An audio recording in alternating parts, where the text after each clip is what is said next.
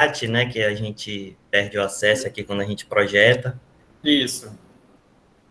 Pode ficar à vontade aí, o tempo é seu. Depois a gente tem as perguntas aí, se o pessoal, né? E Tá aí bom. fica nesse esquema. Então tá. Bom dia, pessoal. Bom dia a todos e a todas, né? Eu sou o professor Márcio Cunha Ferreira, sou engenheiro de pesca, egresso da UFPA, do Campus Bragança, e eu sou mestre em Ecologia Aquática e Pesca, já pela UFPA, mas do campus, campus de Belém. E gostaria de agradecer, né, o convite do professor Carlos, do professor Eduardo, né? É muito bom a gente poder retornar, mesmo que a distância, né?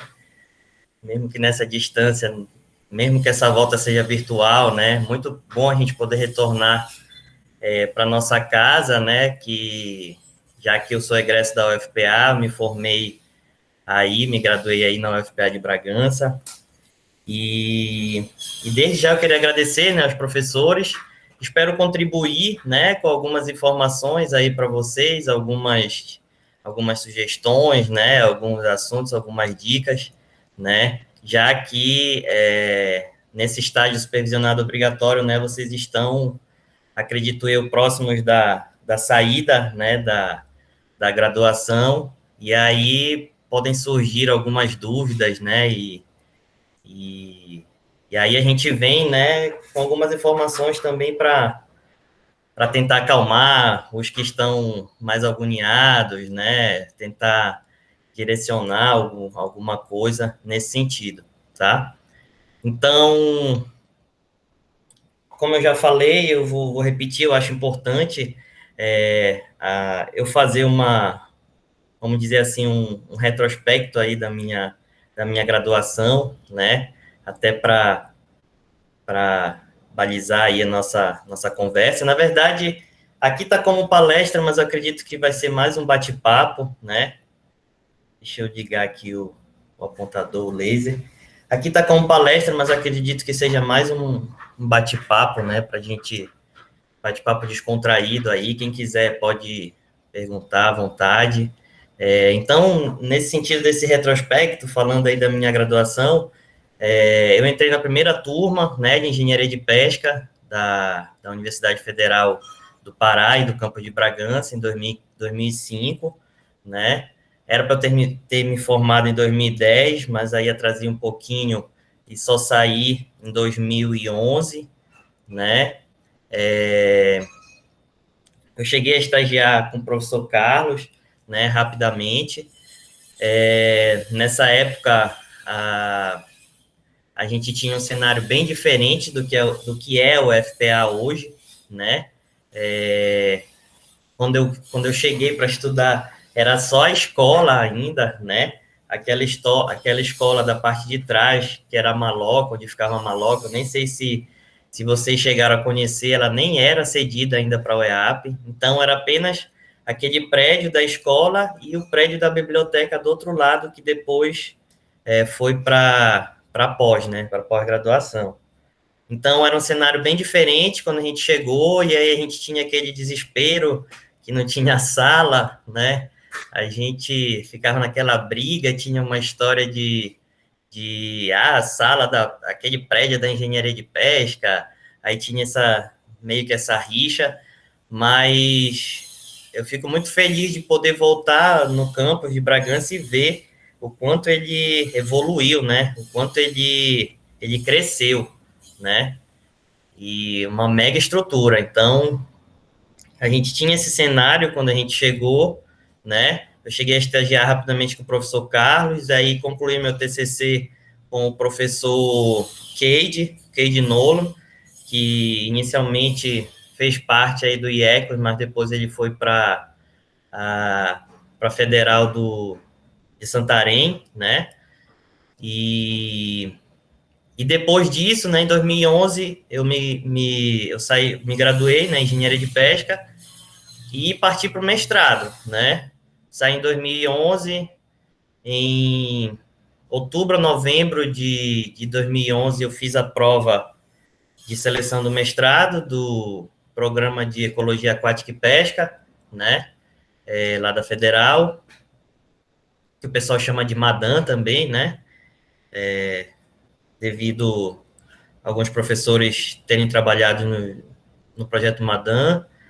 E eu fiz lá a seleção, consegui passar, né, e entrei em 2012, e aí em 2014, em fevereiro, eu defendi, né, a minha dissertação, trabalhando com ecologia de peixes de igarapés amazônicos, né, igarapés que a gente pode ultrapassar, né, atravessar a pé, né, então eram igarapés menores, né, porque quando a gente fala igarapé, né, pode ser tanto até de 10 metros, né, depende do local aqui na Amazônia, né, então a minha dissertação foi com ecologia, né, estudo da Assembleia de Peixes em áreas de drenagem de plantação de dendê, né? Já foi uma área bem diferente do que a gente tinha costume na graduação, né? Que já era uma área na graduação, uma área a gente estudava, tinha muito mais contato com a área oceânica, marinha, né? Costeira. E foi um desafio, né? E eu consegui defender em fevereiro de 2014. Em maio, em abril, na verdade, saiu o edital do, do concurso aqui de Macapá, da Universidade do Estado do Amapá, da UEAP, em abril. Em maio, a gente fez a prova, né? Saiu o resultado em junho, e em agosto eu já me mudei de vez para cá, né? Para assumir aí como efetivo, docente efetivo do curso de Engenharia de Pesca aí, aqui do Estado do Amapá, tá? Então, dentro dessa minha pequena carreira aí profissional, né, o que eu posso destacar para vocês é que a gente não deve ter medo dos desafios, né? Porque tudo que eu falava que eu não ia fazer, trabalhar com peixe de igarapé, que é difícil a identificação, né? Eu não ia fazer, eu fiz no mestrado, trabalhei. Não só, a dificuldade não é só pelo fato da identificação, né, no número de espécies, né? Mas, entre outras coisas, e já que eu estava acostumado com a área marinha, né, estava trabalhando na área marinha, e além disso, né, eu também falava que eu queria sempre ser pesquisador, né, a minha vontade era ser pesquisador, e aí eu aceitei o desafio de ser docente, né, e além de trabalhar ao lado da pesquisa, também trabalho ao lado do ensino, ao lado da extensão, e acabei descobrindo aqui que talvez eu tenha até mais aptidões para ser professor do que um bom pesquisador, né? E aí a gente está agora na coordenação do curso, né? E estamos desenvolvendo algumas pesquisas aqui no estado, e uma delas, né, é o que a gente vem falar hoje, que é o caranguejo-sá na Estação Ecológica de Maracajá-Pioca, tá? Então, aqui para a gente iniciar nossa conversa específica aí sobre o caranguejo-sá. O caranguejo-sá dispensa apresentações, né? Aí acredito que todos vocês da região Bragantina, né, tenham grande contato com esse animal, com esse recurso pesqueiro desde criança, né? Então, a gente vem estudando o caranguejo-sá, galera, desde 2017, nessa ilha, né? Na Estação Ecológica de Maracajá-Pioca, que é uma ilha, na verdade, né? E ela fica situada no município de Amapá, tá? Aqui no estado do Amapá, a gente tem um município também que tem o mesmo nome, né? Que é o município de Amapá, que fica a 300 quilômetros aqui da capital de Macapá, e que é o acesso para a gente chegar na estação ecológica, tá? Então, essa é uma foto lá, né, do manguezal lá, de um dos pontos que a gente trabalha, tá? Então, depois, se vocês tiverem interesse, a gente pode repassar o plano de manejo da estação, que foi produzido em 2017, tá bom? Ela tem uma superfície aí de 72 mil hectares, um perímetro de 129.356 metros quadrados. Ela abrange o município e o estado, né, do Amapá, essa unidade de conservação. Ela foi criada em 1991 e ela tem como bioma, né, marinho costeiro, né? O que a gente destaca é que essa estação ecológica, ela é a única estação ecológica inserida exclusivamente no ambiente marinho costeiro, né? Então, a única estação ecológica gerida pelo ICMBio existente na costa brasileira, exclusivamente dentro do bioma marinho costeiro, é a ESEC de Maracajá-Pió. Então, ela apresenta em seus ecossistemas manguezais, vegetação de terra firme e campos inundados, né? A princípio, né, e atualmente, as atividades desenvolvidas na estação são a pesquisa, né, a fiscalização com finalidade de proteção e gestão participativa, né, buscando aí a proteção e conservação da biodiversidade local aí da ilha. Existem também algumas ações isoladas de sensibilização, né, e educação ambiental, principalmente direcionadas para os brigadistas, né, que compõem aí a equipe da estação ecológica, né. Então, acredito que essa também seja uma dificuldade, né, que a gente encontra em várias áreas aí da Amazônia, da costa norte do Brasil, que é essa sensibilização, né, esse trabalho de conscientização ambiental para as populações e comunidades, né. A fiscalização também, existem algumas ações conjuntas, né, com o Batalhão Ambiental e Polícia Federal, no sentido de fiscalização, né, principalmente da pesca predatória dos caranguejos, né? Na verdade, eu falei Polícia Federal, mas é só o Polícia do Batalhão Ambiental, na verdade, que dá o apoio. E aí existem registros na ilha de apreensões de 90 mil, apreensão e soltura, né? De 90 mil caranguejos, né? De caranguejeiros que invadem a ilha para pescar o caranguejo e quando está voltando no barco, pula na água para fugir, algemado, né? Então, existem algumas notícias a esse respeito, né?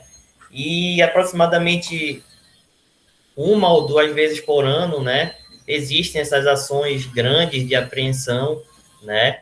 E visando o combate aí à pesca predatória de caranguejeiros, né?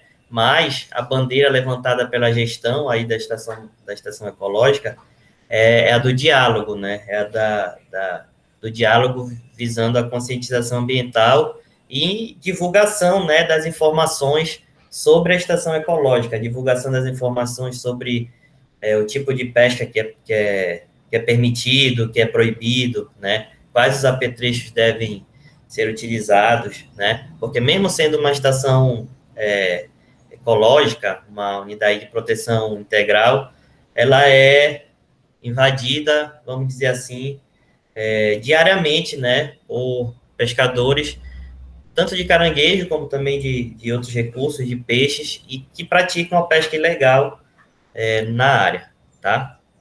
Outra atuação forte da estação ecológica e da brigada é o controle de incêndios, né? Principalmente no período de estiagem, né? Então, no período de estiagem, geralmente são feitas algumas manutenções na base da ilha e também devido ao grande contingente de brigadistas no local, nesse período de estiagem, para combater o incêndio, né? Eles já aproveitam, além de combater os incêndios, os focos de incêndio, e prevenir, né, esses focos de incêndio, eles também utilizam essa mão de obra para fazer a manutenção, né, da base, da estrutura da base, que no momento ela encontra-se bem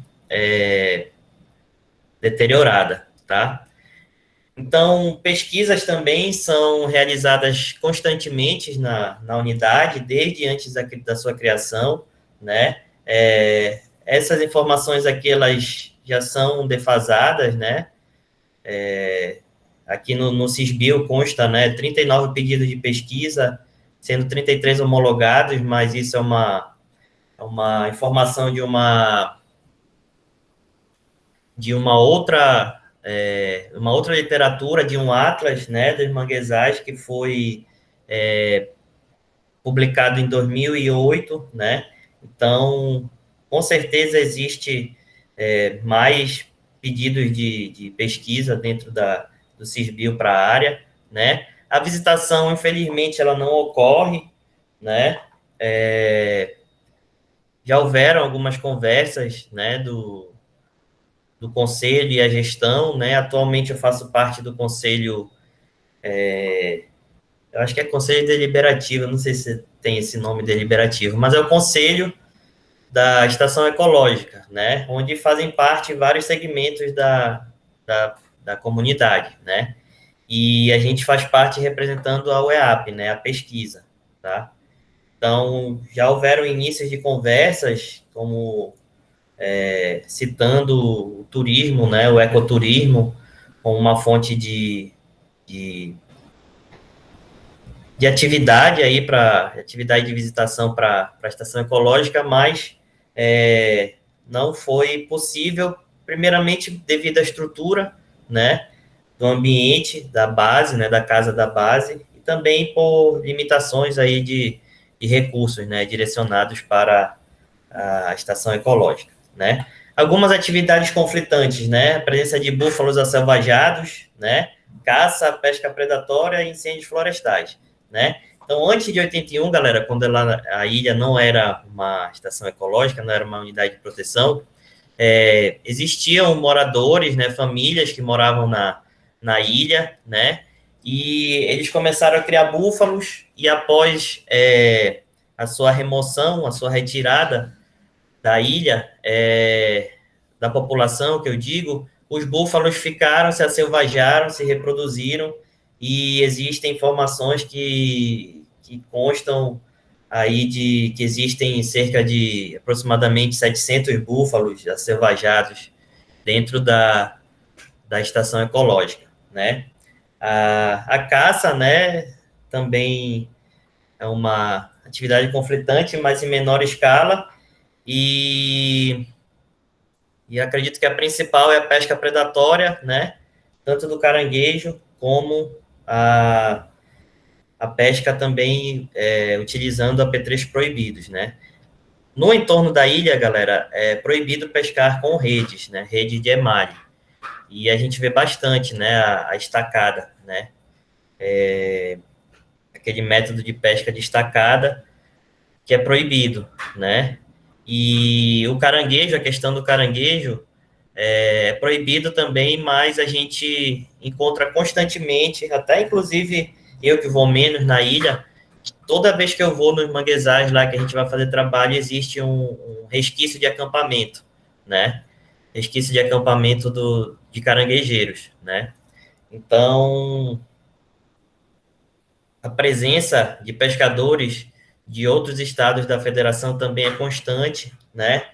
Uma vez eu fui lá, eu já encontrei um barco de Bragança, lá parado esperando maré, né? Como a amplitude, né, a variação da maré é muito grande,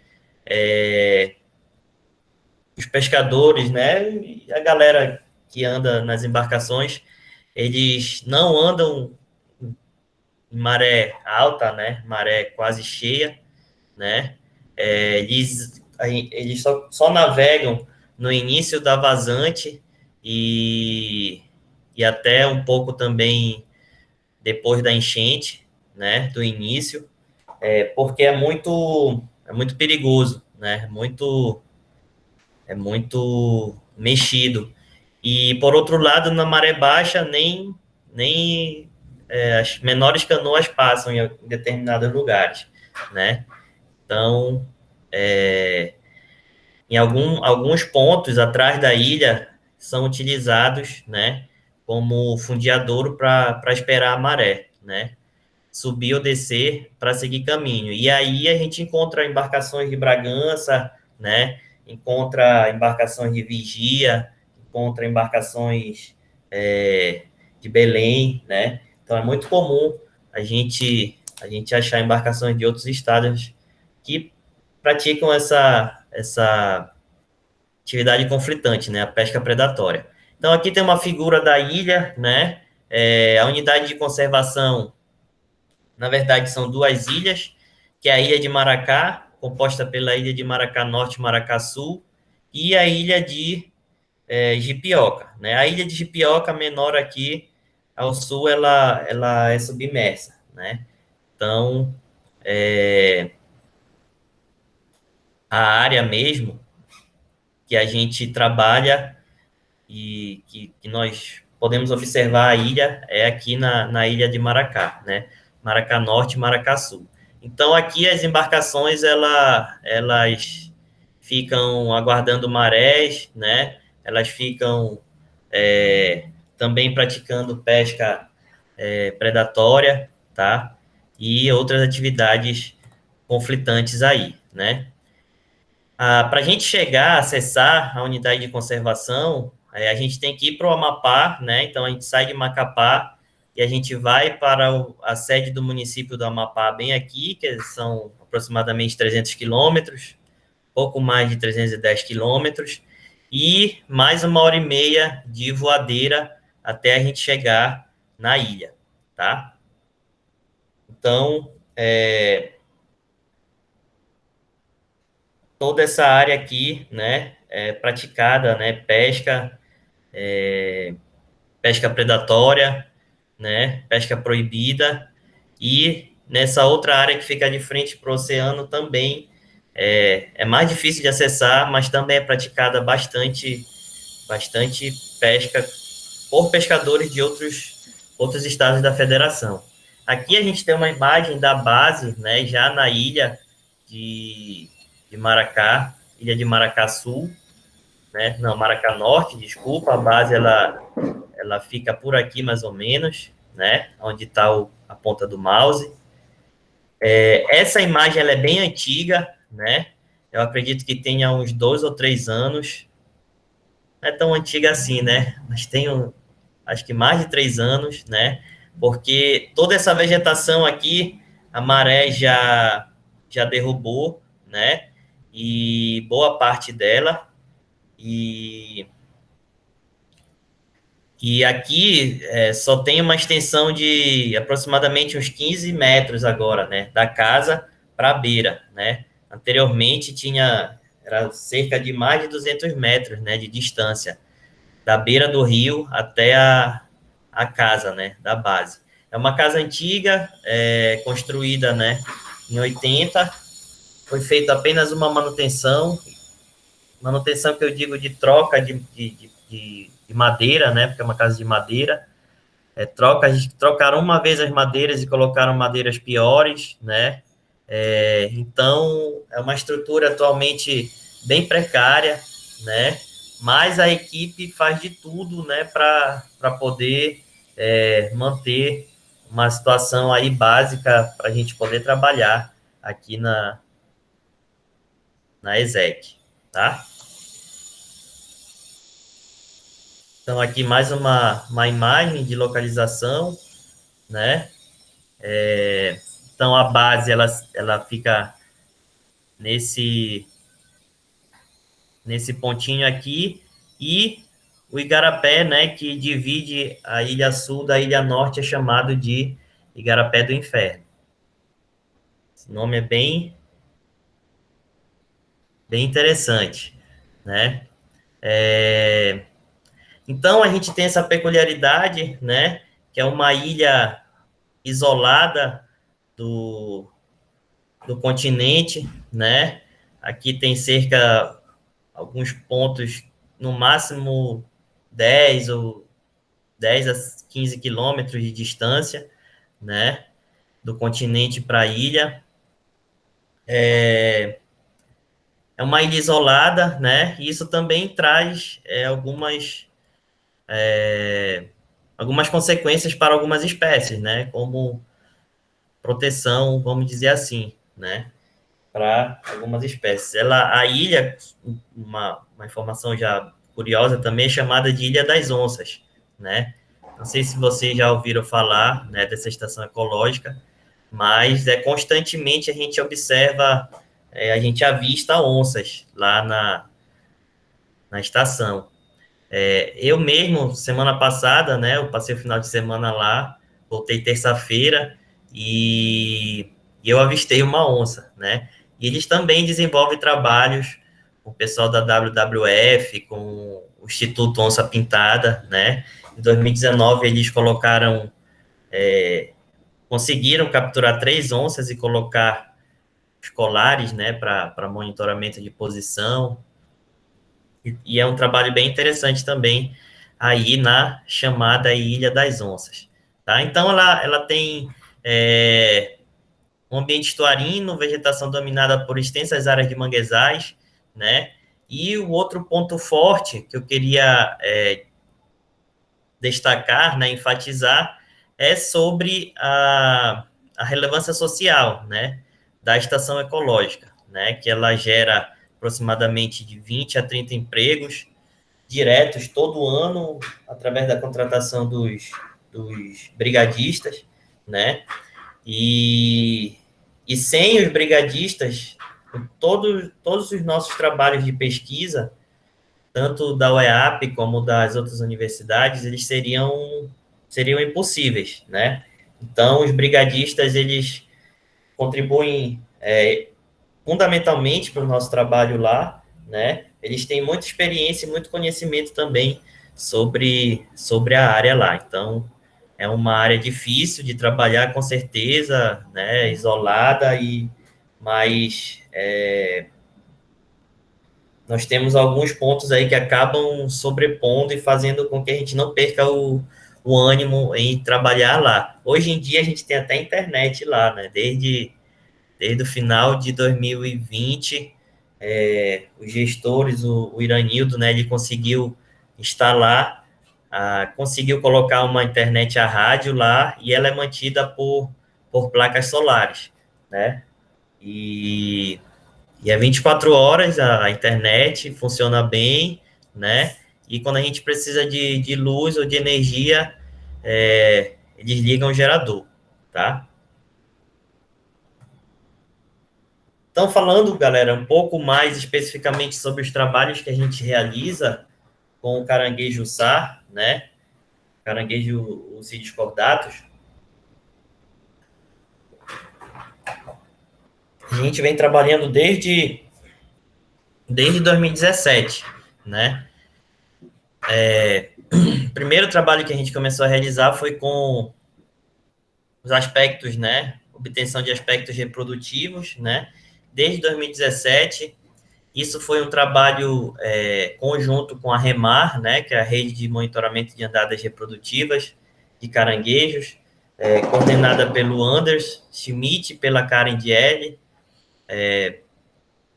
Acho que quem estuda ou já trabalhou com caranguejo já ouviu esses nomes, né? A Karen, ela estava na época do Madan também em Bragança, e ela trabalhou, tem muitas publicações, né, com o caranguejo SAR aí na região. E eles são os coordenadores desse projeto, né, de monitoramento. A gente conseguiu fazer coletas de campo em 2017, 18 e 19, né, e aí a gente deu uma parada para seguir com outros projetos, né. Então, esses outros projetos é um projeto que a gente tem na universidade, que a gente conseguiu casar junto com o programa Monitora do ICMBio, né? Então, a gente está fazendo essa parceria desde 2018, que a gente faz esse projeto de monitoramento da biodiversidade de manguezais na costa norte, na costa do Amapá, né? A gente trabalha a parte do caranguejo-sá, e a professora Zenaide, ela trabalha a parte da vegetação, professora Zenaide da UEAP, né? A gente tem o Salustiano também, que trabalha no IEPA, no Instituto de Pesquisas Científicas do Amapá, ele também trabalha com a parte de vegetação, né? E a gente acaba casando esses dois trabalhos, o número 2 e o número 3, e a gente unifica, né? A gente trabalha esses dois, faz esses dois campos aí unificados, aí os dados servem tanto para o programa de monitoramento do ICMBio, como o nosso projeto também de monitoramento da biodiversidade, né? Destacando que esse programa do ICMBio, ele monitora, né, também a biodiversidade em manguezais. E temos alguns projetos futuros aí, né, com previsão de iniciar no segundo semestre, né, que é a geração da equação de previsão do comprimento da carapaça, né, tamanho do indivíduo a partir do tamanho da toca, tá?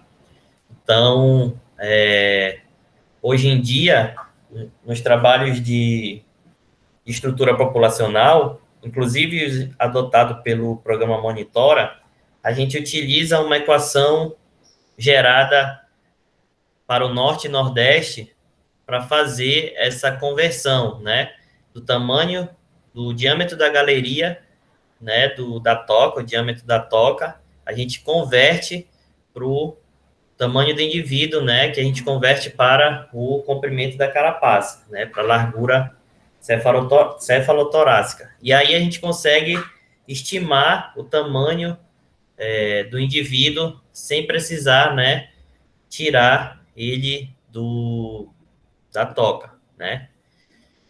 Isso é um projeto que a gente quer fazer, começar futuramente, né, no segundo semestre, tá? Então, estão todos aí, né? Estão me escutando, né?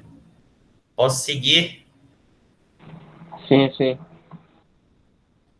Então, falando mais um pouco, galera, desse trabalho onde a gente estava buscando os aspectos reprodutivos do caranguejo-sá, monitorando, né, esses aspectos reprodutivos.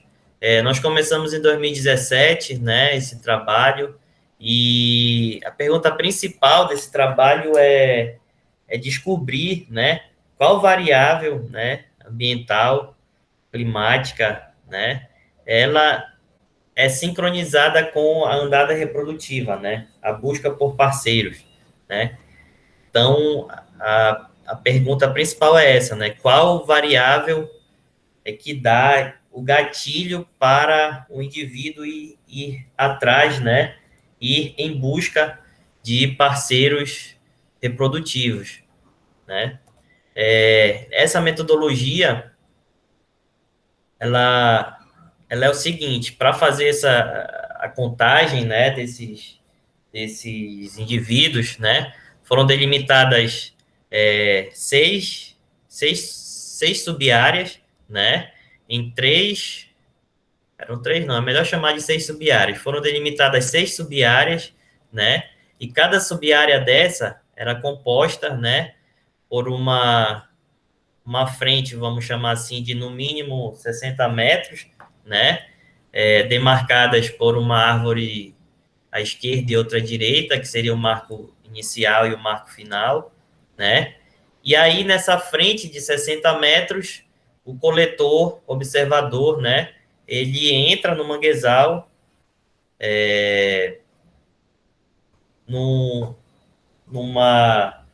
numa linha de 100 metros, ele percorre uma linha de 100 metros, né, e durante esse percurso, né, desses 100 metros, ele vai olhando, né, ele vai observando e fazendo a sua conferência, ele vai conferindo a quantidade de caranguejos, o número de caranguejos observados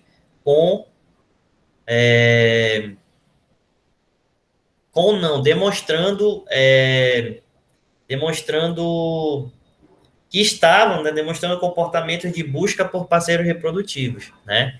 Então, nessa linha, né, quando o coletor observador percorre essa linha de 100 metros, ele vai olhando para o seu campo visual à direita, né, e vai fazendo essa contagem de animais de caranguejo-çá, indivíduos de caranguejo-çá, que estavam apresentando comportamento de busca por parceiros reprodutivos, tá?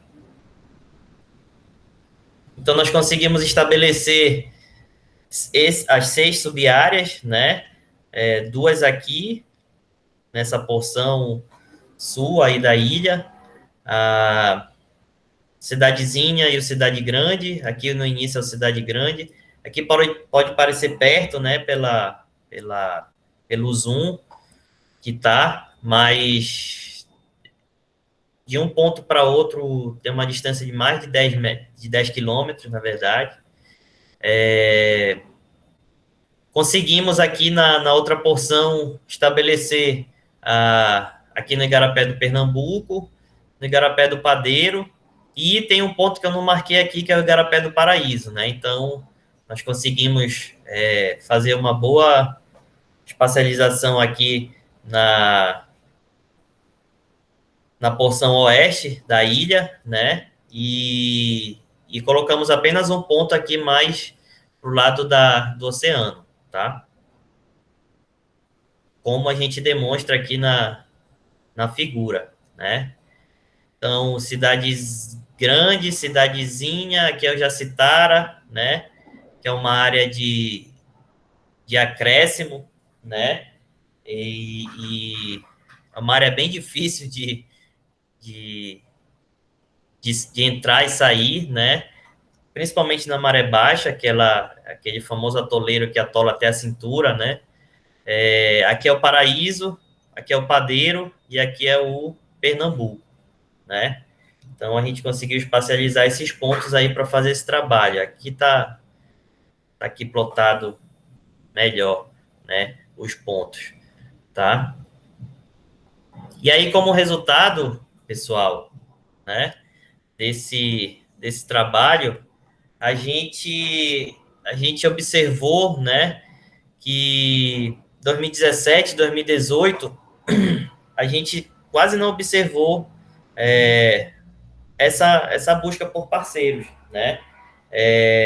A gente tentou fazer as amostragens tanto nos meses de inverno como nos meses de verão, né? Justamente para descobrir, né, se aqui no Amapá essa andada reprodutiva ela ocorre mais nos meses mais chuvosos ou nos meses de estiagem, né? Só que é um trabalho difícil, né? Difícil por causa da logística, difícil de você arrumar pessoal para ir para as coletas, porque a gente tinha que mandar os meninos 3 dias após a lua cheia de janeiro e 3 dias após a lua nova tinha que mandar de novo, né? Só que para você estar lá no terceiro dia após a lua cheia, você tinha que ir um dia antes, né? Então, só de deslocamento já são 2 dias. E aí, 3 dias de trabalho, né? Às vezes 4, porque dependendo da maré, a gente não conseguia fazer todos os pontos, né? No dia programado, no dia planejado. Então, isso se tornou aí uma dificuldade, né? De encontrar, de conseguir, né? Os alunos, os meninos conseguirem ter tempo aí para poder ir sem que ficasse prejudicado, né? Nas disciplinas, por exemplo. E outro fator, né? Outra hipótese que a gente pode citar aqui é que inicialmente a gente começou a fazer as amostragens durante o dia, né? E aí a gente não conseguia observar os caranguejos andando, né? Então, a gente manteve essa estratégia, né, de fazer no chuvoso e no seco, tá? Em 2017 e em 2018, até mesmo para testar, né, e verificar se a gente deveria concentrar o nosso esforço de coleta em agosto, setembro, outubro, janeiro, fevereiro e março, né? Ou setembro, outubro e novembro, né? Nos meses de estiagem. E a gente manteve essa estratégia, 2017, 2018, com muito sacrifício aí, né, financeiro, sacrifício dos alunos, nessa época eu tinha cerca de 11 alunos trabalhando comigo para a gente poder conseguir pessoas para irem nas duas luas, né? E aí ficou complicado aí também, né? De se fazer. Mas aqui em setembro já de 2018, né? A gente já conseguiu observar um número maior aí de caranguejos, né, apresentando comportamentos de andada reprodutiva, né? Isso aqui já durante o período noturno que eu pedi para a galera aí no período noturno para olhar, para fazer esses avistamentos, né? Então, já em 2019, a gente fez só fevereiro e março para tentar aí, de fato, afirmar que não ocorria a, a andada no período chuvoso, né? Na ilha, isso na ilha, e acabamos fazendo em setembro também, onde a gente encontrou, já no período de estiagem, né, em setembro, onde a gente encontrou um número maior de observações de caranguejos com aspectos e comportamentos reprodutivos, né? Só que aí, né, galera, a gente foram trabalhos, né, muito difíceis, né? A gente tinha muita dúvida em, de fato, reconhecer um aspecto, um comportamento reprodutivo, né? A gente tinha algumas limitações também em relação aos períodos, né? De trabalhos que já estavam sendo feitos na estação, e aí a gente não pôde ir antes de setembro para fazer a coleta também, né? Então, nesse final aqui de 2019, né, já para 2020, que começou ali o início da pandemia, né, a gente resolveu dar uma pausa, né, nesse trabalho e segurar um pouco mais para a gente conseguir recurso, né, recurso financeiro, para contratar pessoas da comunidade para fazer esse nosso trabalho, que aí a gente já ia eliminar, por exemplo, a pessoa ter que ir daqui de Macapá para lá, para o Amapá, para poder fazer o trabalho. Então, a nossa ideia é que a gente tenha monitores da comunidade e multiplique esses monitores na comunidade mais próxima para poder fazer esse trabalho para a gente, né? E aí a gente já elimina esse custo da pessoa ter que sair daqui para lá, tá? Então, aqui nós temos o número de caranguejos, né? Nos anos, meses e nas luas, tá? A gente consegue observar, né, que durante a lua nova, né, a gente observou maior quantidade de caranguejos, comportamento reprodutivo, né? E aqui na outra figura, a gente já tem, né, a quantidade de caranguejos observados de acordo com os pontos de coleta, né? Então, o Cidadezinha, né, esse aqui se mostrou com maiores números aí de caranguejos observados, né, em 2019. 2019 foi quando a gente conseguiu maiores observações, né, cidadezinha aqui com maiores observações, tanto 2019 e 2018. Esse aqui eu não consigo ver, é o Paraíso, na verdade, não consigo ver pelo uma faixa que fica aqui da apresentação. Então, o Paraíso também temos algumas boas tocas aí, né, de caranguejos e caranguejos com comportamento reprodutivo, né? E aí esses resultados ainda são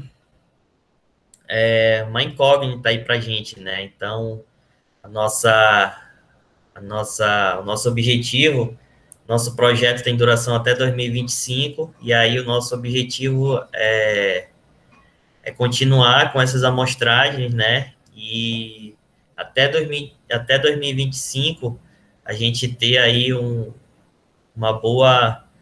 bom banco de dados, né? Para poder pensar bem e trabalhar bem as publicações que a gente quer submeter, né? Então, no momento, né, esse trabalho de estar parado, né, até pela dificuldade do recurso financeiro, né, mas nós temos alguns resultados interessantes também, né. Ao que parece, a andada ocorre aqui na ilha nos meses de estiagem, né. Na verdade, quando a gente conversa com os pescadores, eles sempre falam, né, que viram o caranguejo andando em maio, né? Outro viu em abril, outro viu numa praia que tem não sei para onde, mas ele não explica direito, né? Então, nós temos algumas informações aí divergentes, né? Sobre isso, né? Mas a gente acredita, né? Tudo indica que a andada ela ocorre, né? Nos meses de estiagem, né? Né, elas se mostraram ocorrer também com mais frequência nas noites, tá? Durante a noite e após 3 dias da lua nova, né? Então, assim como hipótese, a gente acredita que a intensidade na busca por parceiros reprodutivos, ela ocorra de forma sincronizada com o ciclo alternado, né? Previsível de grandes amplitudes de marés nas luas cheia e na lua nova, né? Então, o que que é isso? O caranguejo está lá no mangue, lá na nossa casa, e aí chega o período, né, a fase da lua cheia, né? Ele já vê que ele tem uma maré, ele já consegue perceber, né, que ele tem uma maré que tá grande, né? E ele consegue perceber que essa maré ela também vai ficar maior ainda, né? Na lua nova, tá? Então ele deixa, né, para assim nós acreditamos, né?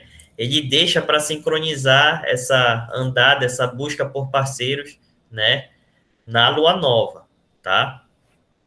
Isso que é o que nós acreditamos, o que a gente quer testar, só que nós não temos uma amostragem robusta para fazer isso ainda no momento, tá? Então, como potencialidades e dificuldades desse trabalho, né? As dificuldades é a distância, né? A logística, o deslocamento e a estrutura física da base, né? Eu coloquei a logística porque, como os alunos ou a pessoa que vai fazer a amostragem, ela tem que ir 3 dias após a lua nova, né? Geralmente não coincidia com a troca dos guardas da base, né? Que é quando a gente aproveita para pegar uma carona, né? E se a lancha já for vazia, né? A gente aproveita e pega uma carona para ir para a ilha, né? Então, a gente tinha essa dificuldade, né? De casar essas datas da troca da troca dos guardas da ilha com a nossa data de amostragem. E aí acabava que a gente tinha que pagar o combustível do nosso bolso, né? Que a gente não tinha, a gente tinha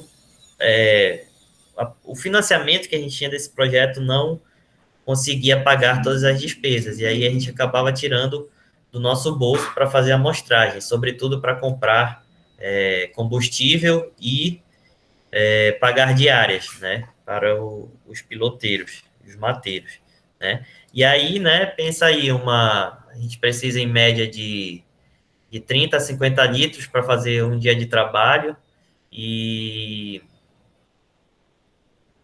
o combustível lá, a gasolina hoje em dia tá 5,60 lá no Amapá, né? mas na época que a gente começou era 4,45 já, então dá aí uma boa despesa, né? Isso é uma dificuldade, né? Mas não impossibilita, tá? Outra potencialidade é, como eu já falei, na equipe da Estação Ecológica, ela é muito experiente, muito preparada, né? Eles conhecem muito a área, tá? E a gente tem a previsão de retomada dessa pesquisa em 2022. Por pouco, final do ano passado, em outubro, a gente não fecha uma parceria, por muito pouco a gente ia fechar uma parceria com o Ministério do Meio Ambiente, não, o Ministério do Meio Ambiente não, o MAPA, né? Ministério da Agricultura, Pecuária e Abastecimento. Com a Secretaria, na verdade, né, de Agricultura e Pesca, a gente ia fechar uma parceria e ia conseguir um, um montante, né? Iríamos conseguir um recurso para desenvolver esse trabalho, né? Um trabalho onde a gente ia conseguir fazer esse monitoramento reprodutivo durante o ano todo e a gente fez a previsão, né? Fez a previsão orçamentária, fizemos o pedido, participamos de várias reuniões, mas acabou que não deu certo, a gente não teve como, não tínhamos, tinha alguns impedimentos de receber o dinheiro, como, por exemplo, como eu sou da UEAP, eu não poderia receber o recurso, porque o recurso vinha de fontes federais. Tinha alguns impedimentos burocráticos, né, que foram dificultando, a gente foi tentando alternativas, não conseguimos, e aí acabou que a secretaria resolveu que não iria mais disponibilizar, né, o recurso financeiro, ela ia fazer de outra forma. Enfim, mas por pouco a gente não fecha essa parceria para fazer esse trabalho de reprodução, né? Já que na época era prioridade, né? O caranguejo-sá, a piramutaba e eu não lembro qual era o outro recurso, mas a Val a Valdineire da secretaria, ela me informou isso, né? Que eram três recursos pesqueiros que eles estavam buscando parceiros para fazer esse trabalho de ordenamento pesqueiro, de gestão pesqueira, tá?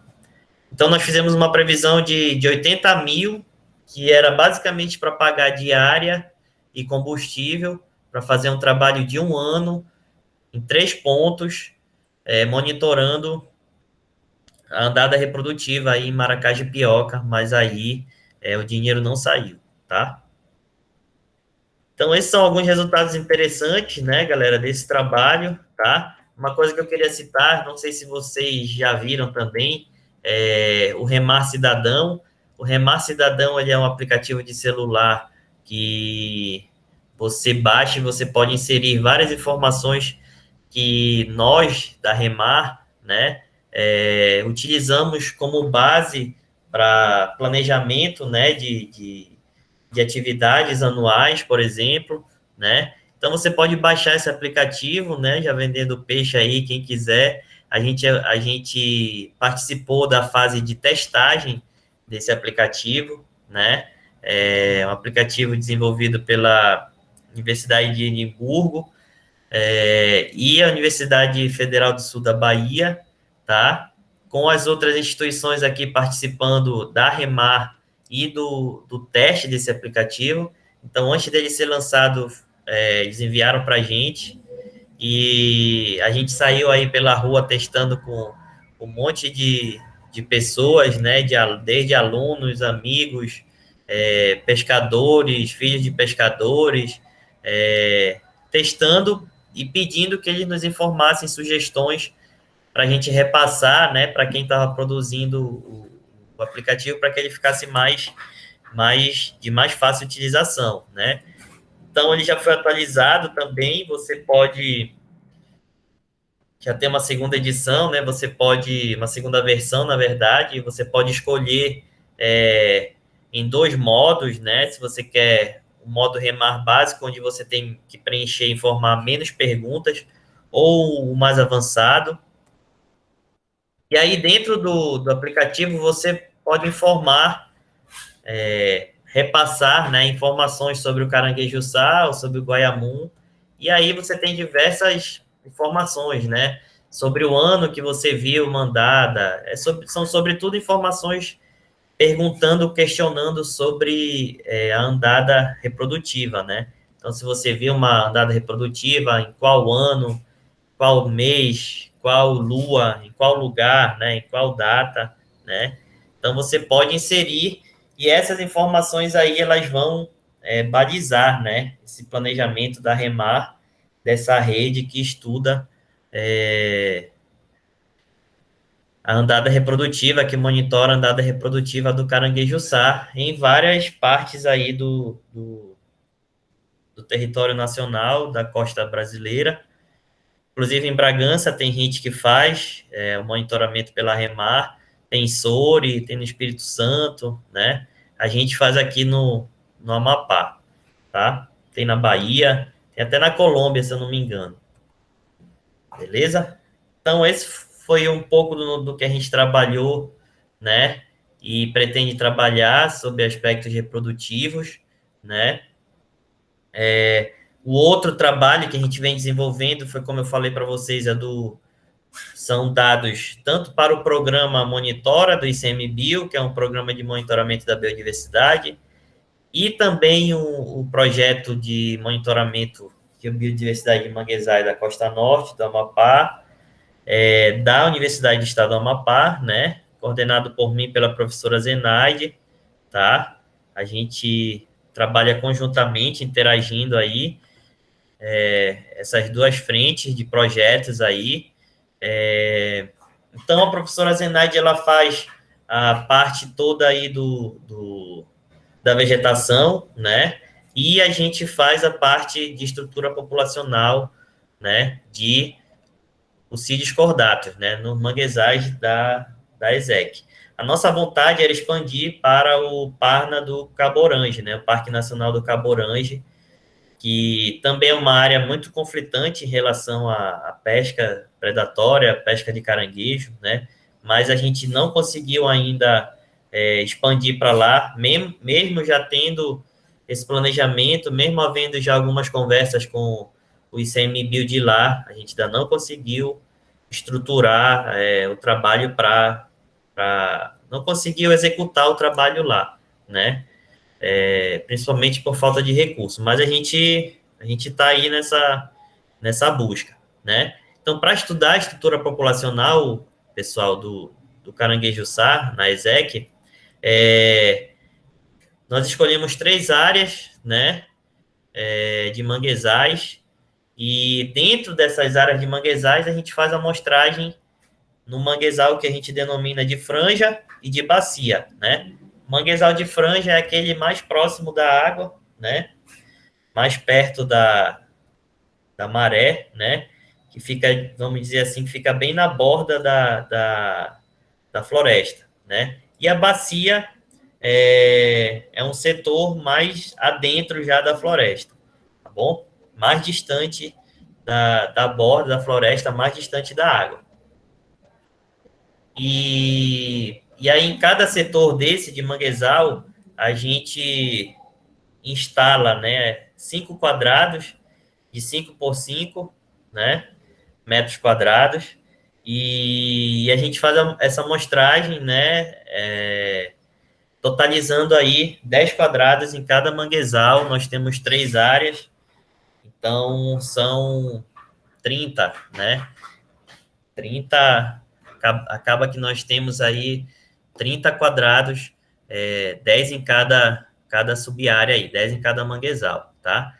E aí, dentro desses quadrados, nós obtemos informações que vão nos gerar, né, a estimativa de densidade, né, e também a estrutura de tamanho, né, estrutura populacional, né. Essa estrutura de tamanho, ela vai ser o quê? A gente mede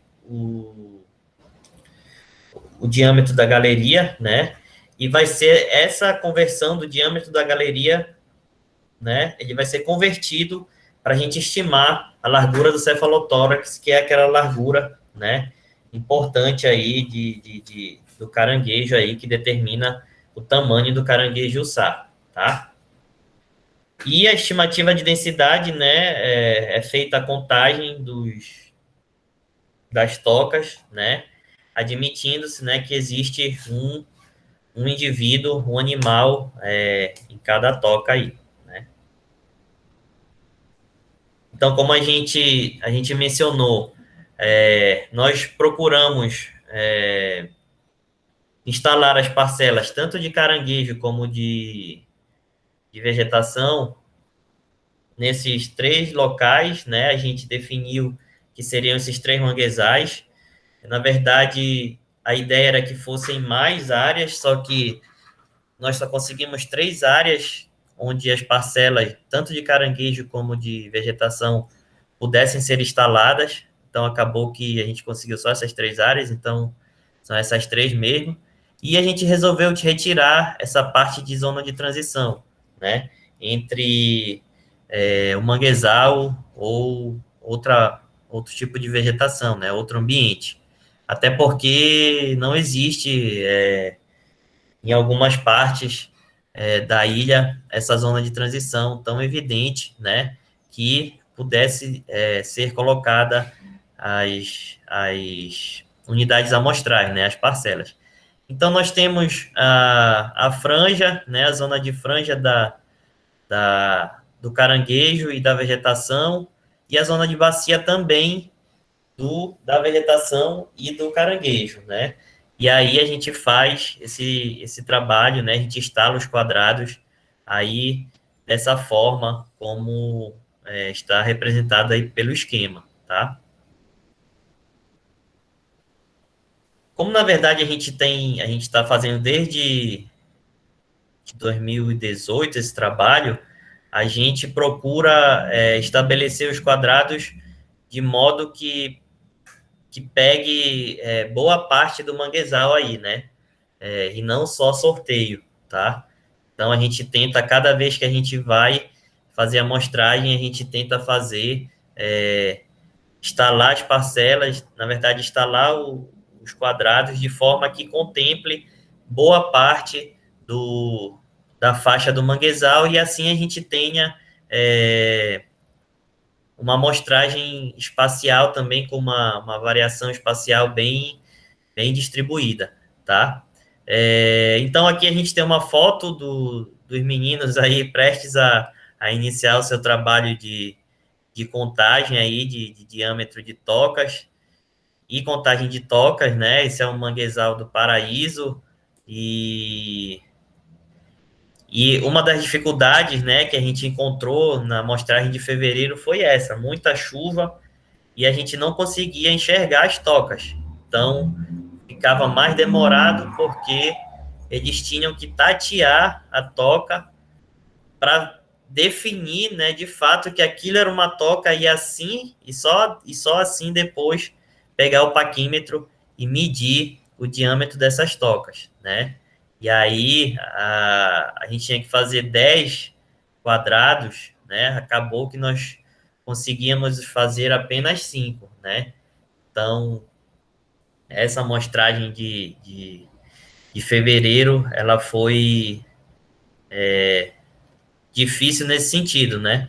Por causa das chuvas, e aí a gente não conseguia enxergar as tocas. E aí a gente teve que diminuir o nosso tamanho amostral aí, nosso número de unidades amostrais para poder obter as informações de todos os manguezais, né? Que a gente amostra. Então, nesse trabalho específico, a gente tem amostrado aqui áreas de amostragem no Paraíso, que é onde essa foto, né? O manguezal do Paraíso. Aqui fica a base, né? Aqui o manguezal do Padeiro, mas a gente não faz aqui. E os outros pontos que a gente utiliza são esses dois, né? Cidade Grande e Cidadezinha, que a gente utiliza para fazer esse estudo da estrutura populacional, né? E a gente não conta todas as tocas, né? A gente só conta as tocas que têm a atividade biogênica, né? Que é as que estão no exemplo A e B, né? Então, atividade biogênica é o quê? Você perceber observar que tem rastro, né? A presença de fezes, a presença de lama fluida recente aqui, né? Na entrada da toca, a presença até de folhas, às vezes aqui, indicando que o bicho puxou a folha para ele não ter tanto trabalho na hora de se alimentar, né? Então, no quadrado, né, a gente faz a contagem dessas tocas e depois mede-se, né, nós medimos o diâmetro dessas tocas aí, dessas galerias. E os demais tipos aí de toca, né, a gente acaba não contando, né, que é a toca abandonada ou batumada, né. Aqui foi um manual que chegou ontem para a gente, né, o Iranildo, do chefe da ESEC, ele mandou ontem esse manual com as informações mais atuais, mais recentes para a realização do monitoramento, né. Então, nós não contamos, né, esse tipo de toca, não medimos e devemos medir só as tocas que apresentam, né, sinais de atividade biogênica, né, sinal de atividade de um caranguejo dentro da toca, tá? A gente usa também um paquímetro modificado, né, com uma extensão, né, nos bicos, para a gente poder fazer a medida correta, porque caso não haja essa extensão, né, essa haste de extensão, provavelmente vai ocorrer um erro de amostragem, né, porque fica até mais difícil de você inserir essa ponta, né, aqui do paquímetro para estimar de fato aí, para medir de fato o diâmetro da galeria da toca. Diâmetro da toca, né, o diâmetro da galeria. Então, mais uma foto dos meninos fazendo essa medida, né? Molhado, né? Como a gente percebe, o trabalho difícil. E aí a gente anota, né? Faz todas essas anotações também numa ficha aí padronizada e plastificada, né? Para que não se perca, né? Não se rasgue, não molhe, né? Então, a gente pega a ficha, imprime naquele papel de certificado, que é uma gramagem maior, manda plastificar e depois passa uma lixa nos campos onde a pessoa vai escrever, e aí depois que passa essa lixa, dá para escrever tranquilamente de lápis aí. Importante destacar que a gente também tira foto, né, de cada ficha, caso a gente perca os dados ou as fichas, né, a gente tem esse registro aí. E como eu mencionei, chegou recentemente agora, ontem, na verdade, uma recomendação para que seja feita também no protocolo de caranguejo o acompanhamento das árvores, né? Com o CAP, né? Árvores adultas, a presença de árvores adultas e com o CAP, né? O CAP é o circunferência da altura do peito, né? Então, essa é uma recomendação nova que o ICMBio solicita que a gente faça, né?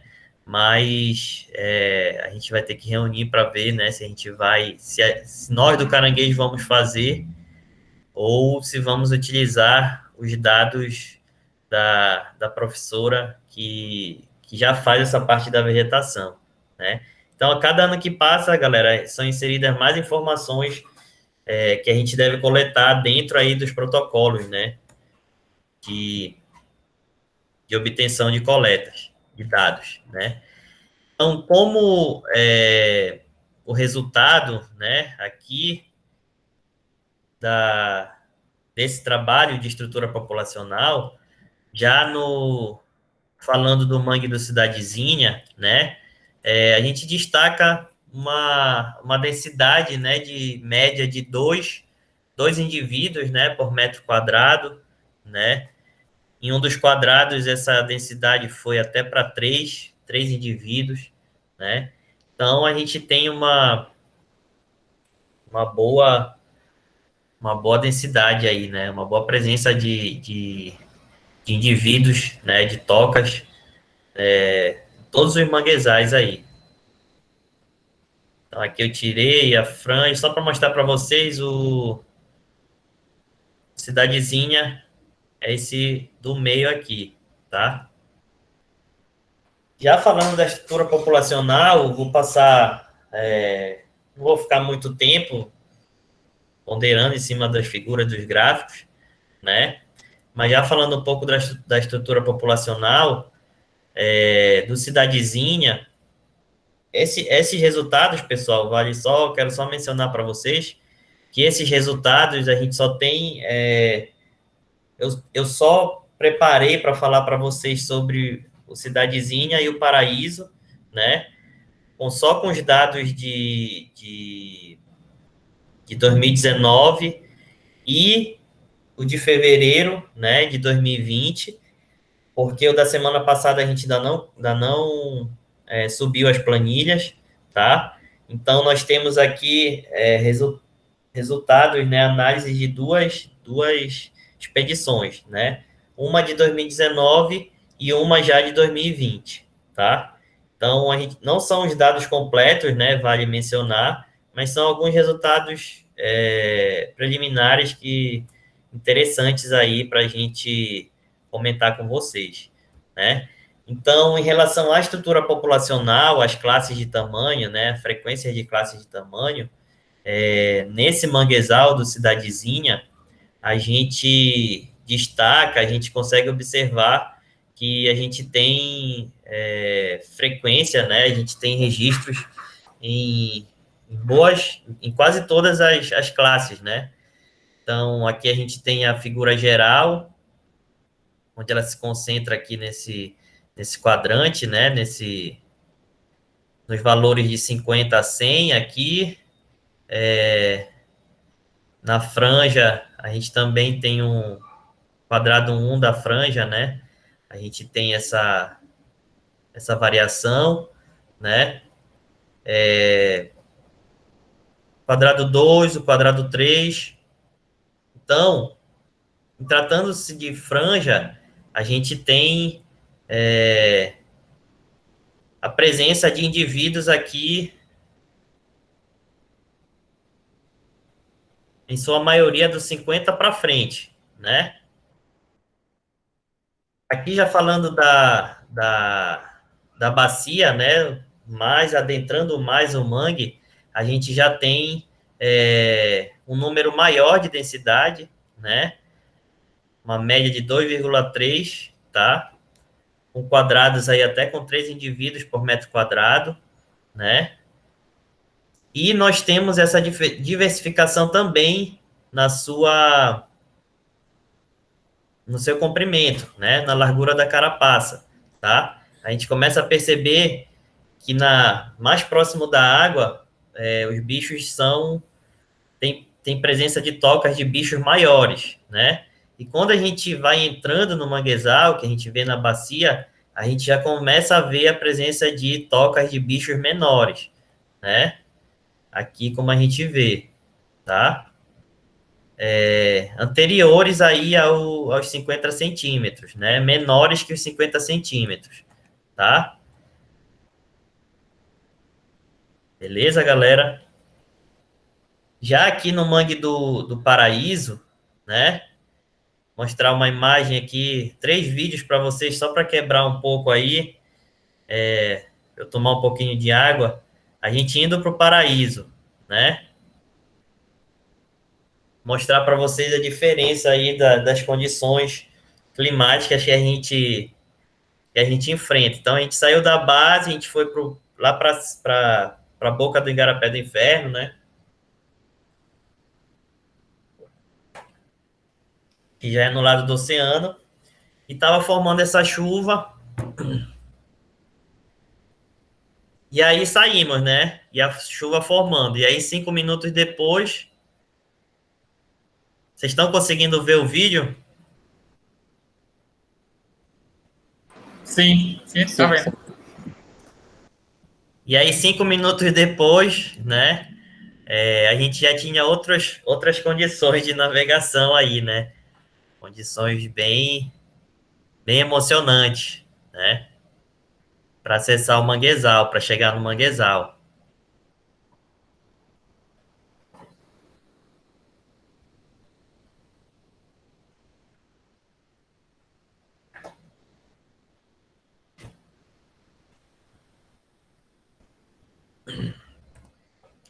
E aí, mais 5 minutos depois, a gente chegou no ponto, né? Que os locais chamam de paraíso aí, né? Manguezal do Paraíso, que realmente é bonito, né? Então, esses vídeos foram de fevereiro, final de fevereiro, era lua nova, não, lua cheia, tava chovendo bastante, né?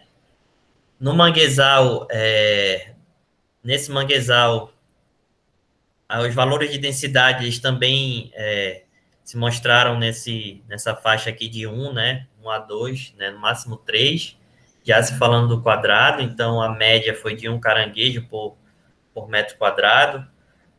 Em um dos quadrados, né, feito na franja desse manguezal, a gente encontrou até 2, quase 3, né?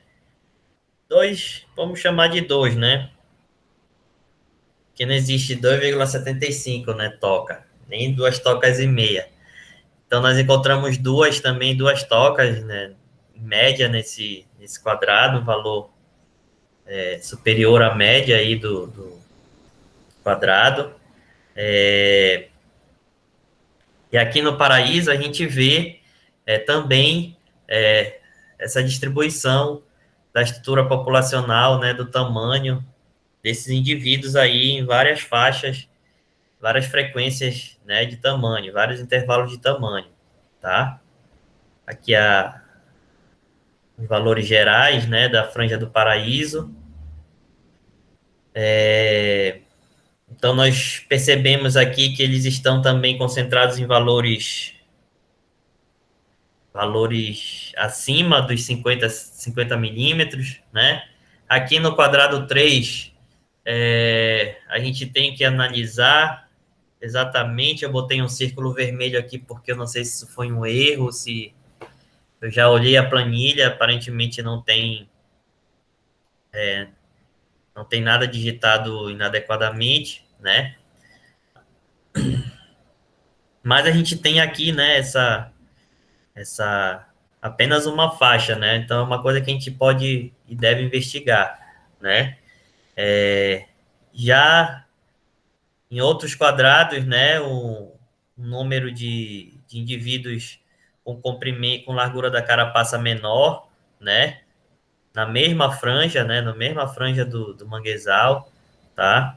E em outro quadrado, né? No quinto quadrado, a gente já vê também a presença de indivíduos maiores, né? Em se tratando de bacia, né, mais adentrando o mangue, nós também observamos uma densidade alta, né, e até no quadrado 3 aqui também com até dois indivíduos, né, dividindo o mesmo metro quadrado, tá? Continuando com a largura da carapaça do paraíso, né? Aqui o gráfico geral, tá? Desde 20 centímetros a 20 milímetros até 100 milímetros, né? Nós tivemos observações. Não vou passar aqui, porque depois vai ficar registrado, né? E aí, a galera que quiser olhar com mais calma, pode, pode olhar depois, né? Então, alguns resultados interessantes, galera, que a gente pode citar aí, né? uma densidade, né? A densidade sempre de 1 a 2 indivíduos por metro quadrado, né? Mesmo com a pressão de pesca, né? Inclusive de outros estados, a gente encontrou os indivíduos em várias classes de tamanho, né? Com indivíduos distribuídos em várias classes de tamanho. No manguezal do Cidadezinha, né? O diâmetro das tocas, diâmetro de tocas de todas as classes de tamanho, eles foram mais frequentes na bacia, indicando possível estratégia de proteção. Então, os valores de diâmetro de tocas mais frequentes, né, ficaram distribuídos de forma maior dentro da bacia, né? Isso quer dizer o quê? Se eu tenho indivíduos de todas as classes, mais na bacia do que na franja, né? Eu posso inferir, né, que os indivíduos de tamanhos menores estão adentrando mais o manguezal em busca de proteção, né? Em busca do seu desenvolvimento, tá? No Manguezal do Paraíso, a gente não observou, né, essa diferença aí, né, de caranguejos menores sendo encontrados mais adentro do manguezal. Isso pode ser explicado, né, a gente acredita que a explicação para isso é pelo padrão de organização de disposição das parcelas dos quadrados de um manguezal. Porque no manguezal do Paraíso, deixa eu mostrar aqui para vocês, tem uma figura só dele. Aqui no manguezal do Paraíso, o ideal era que a franja fosse aqui e a bacia mais aqui dentro, né? Essa seria a disposição ideal das parcelas, mas elas estão dispostas nesse sentido aqui. Então, aqui no início, a gente está considerando como franja, e mais para cá, a gente está considerando como bacia, né? Até porque entram alguns furos para cá, e aí acaba inundando a porção que seria a bacia. Então, a gente acaba fazendo essa disposição aqui paralelamente à borda da floresta, e ela pode estar contribuindo aí, né, com essa variação, pode estar contribuindo para não acontecer essa variação de caranguejos menores sendo encontrados, né, tocas menores sendo encontradas mais adentro, porque nós fizemos, né, os quadrados aqui de forma paralela à borda da floresta, tá?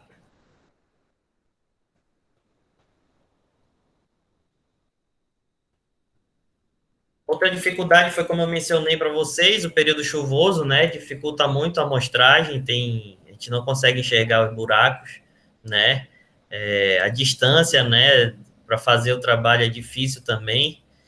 Quando chove, fica muito mexido, né, vocês viram, para chegar na ilha, para chegar nos pontos, e a distância, né, galera, eu lembro dos manguezais em Bragança, né, em Juruteua, que a gente para o carro, sai da estrada e já está no manguezal, né? Aqui no Amapá é um pouco mais difícil, você tem que andar pelo menos, né, tem que percorrer pelo menos 300 quilômetros para chegar aí. Então, se tratando de acesso ao manguezal, aqui é bem longe, é bem difícil. Diferentemente aí, né, da planície, né, da península de Ajuruteu aí, tá? E aí, pessoal, finalizando aqui a minha fala, né? Quais são os projetos futuros aí que a gente quer desenvolver? Como eu falei para vocês, a gente quer fazer um trabalho para gerar a equação de previsão do comprimento da carapaça, né? A partir do tamanho da toca, né? Então, atualmente, existem duas equações que fazem isso, né? Uma, ela é utilizada para o sul e sudeste, e outra é utilizada para o Norte e Nordeste, né? Quem fez essas equações, quem fez esse trabalho, né? Foi o Anders, né? Ele fez esse trabalho em 2008, pessoal. Só que ele fez na Bahia, né? Ele fez no sul da Bahia as amostragens, e aí ele extrapolou, ele definiu uma equação para o Norte e Nordeste, baseado nas informações da literatura, e definiu uma equação para estimar para o Sul e Sudeste, né? E aí a gente quer fazer uma baseada com as nossas medições aqui da ilha de Maracajipioca, né? Que pelo menos seja ou possa ser utilizada aqui para a costa do Amapá. Então a gente tem uma vontade muito grande de fazer esse trabalho, de gerar essa equação, né? A gente tem previsão de início desse trabalho de novembro, né? Agora, de 2021, no período de estiagem, que teoricamente é mais fácil, porque o manguezal está mais seco, mas teoricamente também fica mais difícil, porque fica o poço da base seca, né? Não tem água doce, tem que ficar coletando água da chuva, né? Já tivemos casos no final do ano, né, com a falta de água, a gente ter um balde para tomar banho, né? Um balde por pessoa para tomar banho, né? Por dia. Então, imagina a gente ficar o dia inteiro no manguezal e você não vai chegar de tarde, né? 2 horas da tarde e usar o seu balde para tomar banho, né? Então, a gente tomava o banho na maré, né? Esperava para tomar o banho de balde de noite, né? Então, são algumas nuances, algumas coisas aí sobre o trabalho. Então, a gente tem essa vontade, esse desejo de gerar essa equação, né? Iniciando esses trabalhos, essas medições em novembro de 2021, a gente vai ter que, nesse caso, medir a toca, né? Vamos ter que medir esses 2 diâmetros da toca e medir o bicho, tirar o bicho da toca, né? E fazer a medida da largura da carapaça, do comprimento da carapaça, né? Então, a gente vai pegar essas 4 medidas e vai ver qual delas representa melhor, né? Qual delas estão associadas mais fortemente, para poder utilizar na equação que vai converter o diâmetro da galeria para a largura do cefalotórax, né? E então, esse é o trabalho. Vai ter que medir a toca, os 2 diâmetros, vai ter que tirar o caranguejo da toca e medir o caranguejo, né? E aí a gente vai precisar também, né, dos pescadores, né? Dos pescadores de caranguejo, porque a gente não vai botar nós não vamos tentar tirar os caranguejos, porque senão a gente pode estressar muito os bichos, né? Eles podem soltar patas, a gente não vai conseguir tirar todos, né? E vai acabar dificultando mais aí. Então, nesse sentido, a gente vai precisar imensamente da ajuda dos pescadores de caranguejos, né?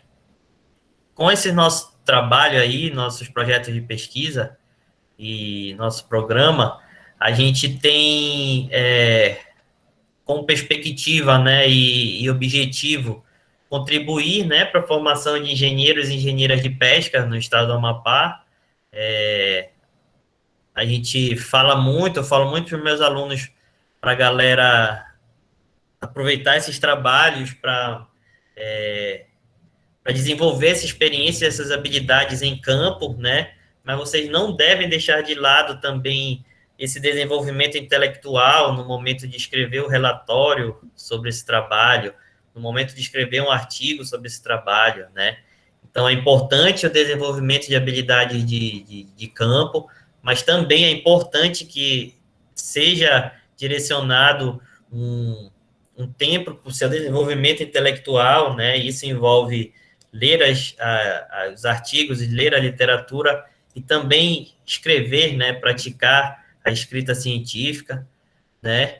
A gente também está montando um banco de dados científicos, né? Até 2025, a gente quer alimentar esse banco de dados científicos, e aí a gente vai trabalhar essa temática de conservação e manejo de manguezais da Costa do Amapá, né? Através da submissão de artigos, palestras, trabalhos em congressos, né? Banners aí, apresentações de congressos, sobretudo submissão e publicação de artigos científicos, né? Essa geração, né, esses dados, essa geração dessas publicações, a gente quer que essas informações elas sejam utilizadas para subsidiar tomadas de decisões sobre as unidades de proteção do país, né?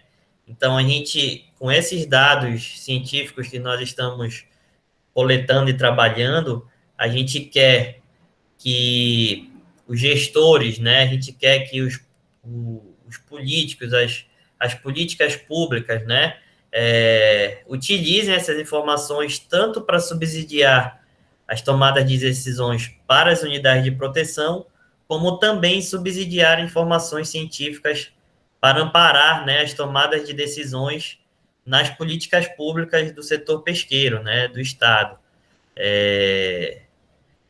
Queremos gerar essas informações científicas para amparar as tomadas de decisões de ordenamento pesqueiro, né? E assim a gente possa amparar, de fato, publicações como essas, né?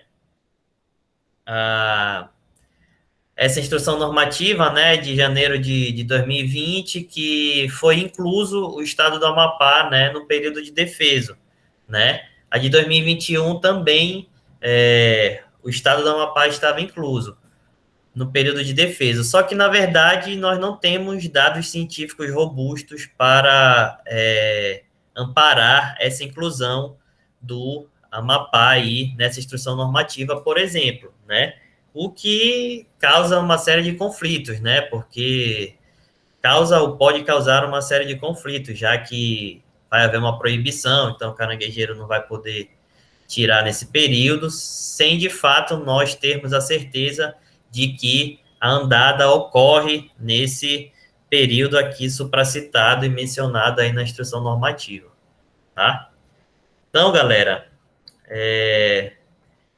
muito obrigado, tá? Termino aqui com essa foto da equipe, né, de Maracajipioca, alguns alunos e alunas que trabalhavam com a gente. Aqui é o Perereca, que é uma das pessoas que participa ativamente, que ele é piloteiro, guarda, brigadista. O Girlan também, que faz vários vídeos bacanas aí. O Ney, né? E o Iranildo que é o chefe da estação ecológica, tá? E alguns alunos aqui em umas atividades que a gente fez, tá?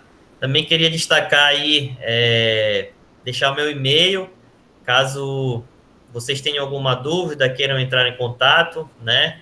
Queria destacar também o Instagram da Estação Ecológica de Maracajipioca, né? Agradecer imensamente para eles aí, não estão ouvindo, mas quero deixar registrado para todo mundo da estação, que sem eles, sem os brigadistas, não é possível realizar todo esse trabalho, e também já aproveitando aí, fazendo uma propaganda dos grupos de pesquisa, né, do Colegiado de Engenharia de Pesca, aqui da UEAP, o EMOA, o Maracua. A gente tem também o SOA, mas eles estão sem Instagram no momento. O Facebook tem também, a gente tem o Facebook da coordenação, de Engenharia de Pesca, e nós temos um projeto, né, de extensão, de divulgação científica, que é o Pesca Conectada, tá? Inclusive, eu vou pedir depois para o professor para a gente poder postar esse nosso vídeo aí no nosso canal do YouTube, né? Então, galera, muito obrigado aí pela atenção. Espero ter contribuído imensamente aí com vocês. Qualquer coisa vocês podem mandar alguma pergunta, alguma dúvida para o meu e-mail, né? Meu e-mail institucional, ou para o e-mail da coordenação, tá? Entrar no site para conhecer nossa universidade e no Instagram aí dos grupos de pesquisa do curso, tá bom? Obrigado. Acho que acabou meu tempo, né? Falei Beleza. bastante. E A gente aí, agradece aí. Te agradece aí, e a gente sabe das dificuldades, né, da gente desenvolver esses projetos, e já lhe parabeniza por isso, né, por esse esforço aí que a gente sabe que não é pouco, né, mas já tem uma pergunta aí no chat, se você quiser ler ou quer que eu leia, aí fica a seu critério. esse aqui é o do John, né? Isso. Esses pontos amostrais foram decididos em uma coleta piloto ou vocês fizeram um estudo de cartografia social com a comunidade? Na verdade, foram coletas piloto, né? Em 2019, nós começamos a estabelecer as parcelas de amostragem e elas foram definidas primeiramente de acordo com a presença da franja e da bacia, né? Numa dimensão que desse para instalar tanto a parcela da vegetação como de caranguejo, tanto na franja como na bacia. Então, foram estabelecidas na Cidade Grande, no Cidadezinha e no Paraíso, que foram os manguezais que apresentaram, né, o espaço aí para poder instalar todas as parcelas de caranguejo e de vegetação. Em outros manguezais, a gente também foi feita a observação, mas não foi possível porque elas não contemplavam um tamanho para poder instalar essas parcelas, né? Em relação a um estudo de cartografia social, não foi feito um estudo, mas a indicação dos próprios brigadistas, né, dos próprios piloteiros, eles têm muito esse conhecimento, né, eles sabem, eles conhecem bastante a área, então eles sabem onde estão as faixas de manguezais, né, inclusive tinha um brigadista, o seu Laílson, ele nem trabalha mais lá, mas ele nasceu na ilha, né? E a ilha era da família dele, né? Era do avô dele. Então, ele desde sempre ele conhecia todas as faixas de manguezais, então ele sempre indicava onde é que tinha uma faixa de manguezal que pudesse ser utilizada aí para alocação das parcelas. Certo? Beleza. Alguma pergunta mais, pessoal? Vamos aí aproveitar. Eu tenho uma pergunta. Grande Márcio, meus parabéns pela sua palestra. Muito contente com você, bicho. Você, para mim, foi uma grande surpresa quando eu encontrei em 2017, naquele congresso de pesca lá em Itajaí, Santa Catarina. Olha só quem está aí, o professor Márcio, cara. Cara que era caladinho. Parabéns mesmo. Márcio, eu queria dar os parabéns, primeiro porque quando eu trabalhava no CEPEN, do IBAMA, não existia nem CMBio, era só CEPEN, era só IBAMA, né? E jogaram na minha barriga, nas minhas pernas, uma dor de cabeça, né? Que era para o IBAMA ter que definir a época da andada do caranguejo, né? Tinha que fazer o documento. E a gente tem que pegar tudo que tinha para juntar e acabou batendo para eu fazer isso aí, para fazer qual era a época que ia haver a andada. E aí um grande problema que tínhamos na época é que não tínhamos dados do norte. Não tinha. Eu achei, na época, eu corri feito um louco. Eu acho que até deve ter saído tudo errado, né? Porque eu fiz como deu para fazer, e eu estive vendo trabalhando agora, disse, poxa, caramba, então o trabalho andou, né? Não lá, mas já tem alguém aqui que está fazendo isso, muito legal. Muito legal mesmo, parabéns para vocês. Eu queria só te perguntar, Márcio, que quando mostrou, acho que foi na tua primeira apresentação, não sei se foi na primeira ou na segunda, né? Você falando, acho que era a largura da carapaça, né? Comparando uma região com outra, e aí você fez uma média e um desvio. né?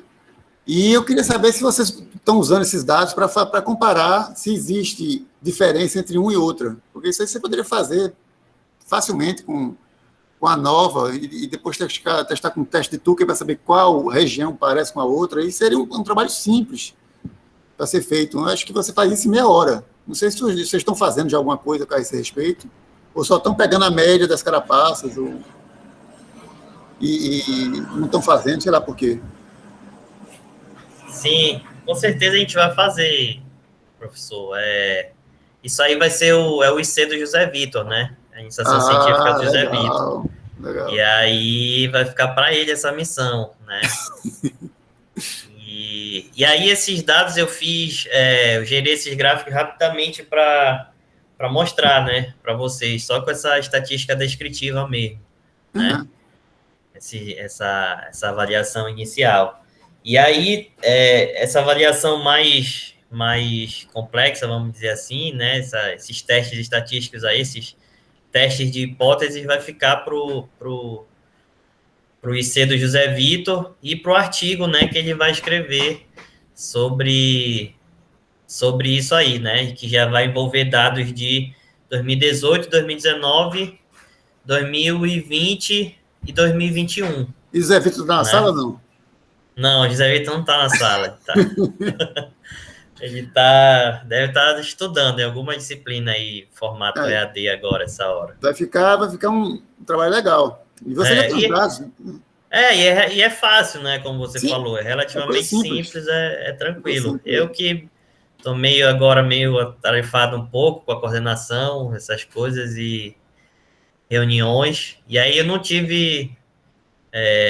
consegui fazer a tempo, né, uma análise mais rebuscada, né, e adicionalmente também a gente quer utilizar esses dados, a gente quer ter uma série temporal aí de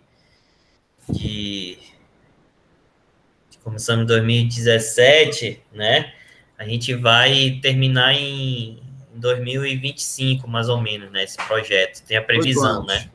Pô, que legal, cara. Então, a gente quer guardar também, selecionar os dados, né, para fazer umas análises bem bacanas aí, com essa série temporal mais extensa, né, que às vezes é mais indicado para estudo de biologia pesqueira, né. Vocês vão conseguir, caramba, se vocês juntarem 8 anos de coleta, dá para fazer muita coisa legal. Naquela época, cara, eu estou aqui desde 2008, né? Então, foi antes disso, quando eu trabalhava no CPN, e uma observação que já era feito na época, era o tamanho dos caranguejos que eram capturados aqui na região norte, isso aí a gente tinha esse dado, e o tamanho que era capturado lá. Então, lá os caranguejos já estavam muito pequenos, né? Agora deve ter um monte de chiezinho, né? Não deve ter mais caranguejo. Tem um chié, algum bicho desse assim, porque todo caranguejo é consumido no Ceará também, eu acho, na época já era assim, vinha todo daqui, né? Então, se vocês conseguirem fazer esse estudo só com comprimento de carapaça de 2017 para 2025, é isso que você falou? Isso. 8 anos, caramba, bicho, dá para tu ver o quão a espécie, o SAR, está sendo afetado, né? Em um lugar que não é tão explorado como na região Nordeste, né? Então, vocês já vão mostrar isso aí, vai ficar um trabalho muito legal, bicho. Legal mesmo, parabéns para vocês. Tem anos que a gente vai ter, por exemplo, 2019, a gente teve só uma amostragem, em 2020 nós tivemos 2, né? Tem anos que a gente vai ter essa defasagem aí, mas esses anos especificamente foram em decorrência, né? Essa baixa amostragem foi em decorrência agora da pandemia, né? Dessa incerteza que a gente vem passando, né? Que impossibilitou da gente fazer um número maior de amostragens, né? Mas o nosso desejo é que a gente continue o monitoramento, né? Como diz o nome, né? Monitoramento, continuar aí... Está monitorando, né? Monitorar não para nunca. Continuar buscando os dados aí. Só uma observação, Márcio, que tu fez aí, tu falou que a andada ocorre 3 dias depois da Lua, né? Muito legal isso, porque é um dado que a gente tem na navegação, né? O dia em que a maré a maré está viva mesmo, é de 2 a 3 dias depois da Lua. Então, os caranguejos aí sabem navegar melhor que a gente. Justamente para querer que seus filhinhos, vamos falar assim, cheguem mais longe maior amplitude. E tenham maior possibilidade de desenvolver sua vida, Exato. né? 2 a 3 dias depois da Lua. Tu botou isso, olha só, estamos falando a mesma coisa. Bacana, legal, né? Parabéns aí para você, parabéns pro pessoal aí do Amapá. Né? E valeu. Pega fogo. Bota para quebrar aí. Márcio, tem outra pergunta aí no chat. Tá, já vou ler aqui e vou responder, professor. O Jadson ele perguntou se já foram realizados estudos de caracterização da pesca, de beneficiamento e comercialização do caranguejo-sá na região. Anterior aos trabalhos que a gente começou a desenvolver, tem uma pesquisadora do IEPA, a Inácia, Inácia Vieira, e o Jô também, né? O Jô é aí de Bragança também, né? Conterrâneo de vocês. Só que o Jô, ele tá na Embrapa, mas eu acho que ele tá trabalhando mais com cultivo de camarão, com aquaponia. Ele não vem desenvolvendo trabalhos com caranguejo-sá, né? Então tem o Jô que trabalha na Embrapa, tem a Inácia do IEPA, né? Que ela tem alguns trabalhos de caracterização, né, da pesca e de lista de espécies também de crustáceos no estado. Tem uma outra professora da UEAP, que ela é até engenheira de pesca, a Joana Dark, ela realizou trabalhos sobre comercialização do caranguejo-sá já aqui em Macapá, né? Inclusive, é um trabalho que eu tive uma aluna de IC que fez esse mesmo trabalho, né? Que é o quê? Tanto a Joana Dark como a Gessiana, minha aluna, elas faziam o quê? Nós comprávamos os caranguejos na feira e aí a gente perguntava a origem, né? E anotava a data, né? A lua, e elas faziam várias medições, né? Faziam várias medidas morfológicas, né? Então, sobre comercialização, a gente tem esses trabalhos, só que a gente ainda não publicou também, né? Beneficiamento não tem, acho que quase nada ou é inexistente, né? E caracterização da pesca com a professora Inácia Vieira do IEPA. Só que ela tem ido pouco a campo, porque ela já está próximo da aposentadoria, né? Então, ela não tem tantos trabalhos recentes assim em relação a isso. E aí, a nossa intenção, né, montar esse banco de dados e envolver tudo isso, né? Tamanho de caranguejo da feira, tamanho do caranguejo lá da maracajipioca, tamanho de toca, e assim por diante.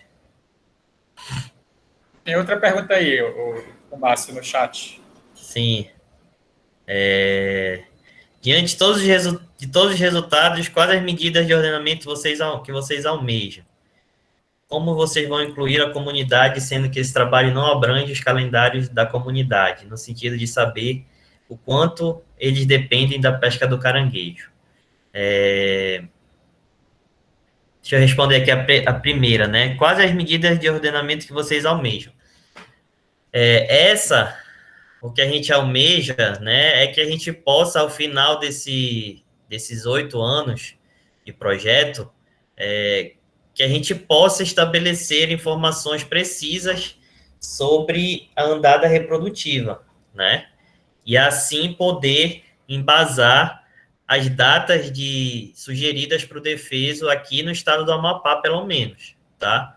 Então, essa é vamos dizer assim, a principal medida de ordenamento que a gente almeja conseguir fazer essa sugestão, né? Aí para os gestores públicos, tá?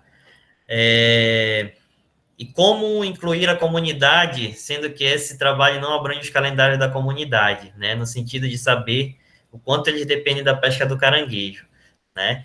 Essa parte, essa fase do estudo, foi inclusive uma recomendação, quando eu falei que a gente quase fecha parceria com a Secretaria de Pesca e Aquicultura, foi uma recomendação deles que nós teríamos que, obrigatoriamente, fazer um trabalho de obtenção de dados sociais de pescadores de caranguejos, caso fosse liberado o recurso financeiro, né? Então, nós temos nós almejamos também seguir para esse lado desse trabalho também de fazer a parte social. Só que aqui também ainda é muito forte, né, essa aversão dos caranguejeiros ao trabalho da academia, né, aos trabalhos de coleta de dados científicos, e também eles são muito adversos, aí eles têm uma aversão muito grande ao pessoal do ICMBio, né? Então, é um desejo, mas a gente ainda não parou muito para pensar como é que a gente vai obter e como é que a gente vai interagir, né, com a comunidade, especificamente os tiradores de caranguejo, porque também, das vezes que eu tive a oportunidade de conversar com alguns, né, não sei se pelo meu trato inadequado, né, eles não se mostraram participativos com pesquisa, né, eu já tentei aplicar alguns questionários lá e não consegui, né, eles não demonstraram interesse, né, mas é um lado, com certeza a gente vai ter que abordar, né? Eu tenho essa vontade também de abordar essa questão, questão social aí dos caranguejeiros, dos pescadores de caranguejos. Inclusive, o Remar Cidadão, a gente tentou levar para alguns filhos de pescadores, já que às vezes o pescador ele não sabe mexer, né?